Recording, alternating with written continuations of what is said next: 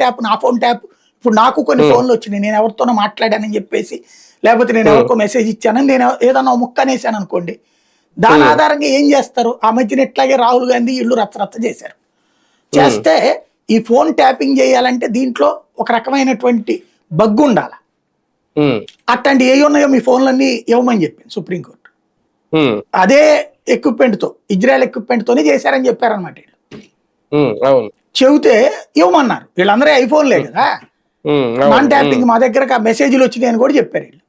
మామూలుగా ఏదో ట్రై చేశారనుకోండి, ఇప్పుడు మనకి ఫేస్బుక్ కానీ వీటిలోకి ఎవరన్నా ట్రై చేశారనుకోండి, మనకి మెసేజ్ అవుతుంది ఇది ఎవడో ట్రై చేస్తున్నాడు అనేసి. అది వీళ్ళు దాన్ని పెట్టేసేసి ఇంకేదో మా ఫోన్ ట్యాప్ అన్నారు. తర్వాత అప్పుడు రాహుల్ గాంధీ అదే తొందరపడి ఐఫోన్ మీద కూడా ట్రాప్ చేశారంటే వెంటనే రియాక్ట్ అయింది యాపిల్ కంపెనీ. ఏమి లేదని చెప్పేసి తేలింది కదా, చూపించండి నిరూపించండి. ఫైనల్ గా ఆ తర్వాత కొన్ని ఇద్దరో ముగ్గురో ఇచ్చారు ఫోన్లు, అందులో ఏమీ లేదు, మామూలు దాన్ని ఏమంటారు ఈ స్పామ్ వైరస్లు ఉన్నాయి తప్పించి బగ్గులు ఏమి లేవని తేల్చారు. మిగతా వాళ్ళు ఎవరైతే ఆరోపించారో వాళ్ళు ఎవరు కూడా ఇవ్వాల. ఇప్పుడు ఫోన్ ట్యాపింగ్ జరిగిందా లేదంటే మేబీ ఇవాళ మీరు నరేంద్ర మోడీ ఫోన్ ట్యాప్ చేశారు, supreme court chief justice phone tap చేశారని కూడా పేపర్లలో రాసేయచ్చు. ఎందుకంటే ఇవాళ పేపర్కి ఒక అడ్డు అదుపేం లేదు, ఎవరి మీదన ఏది పడితే అది రాసేసేస్తున్నారు.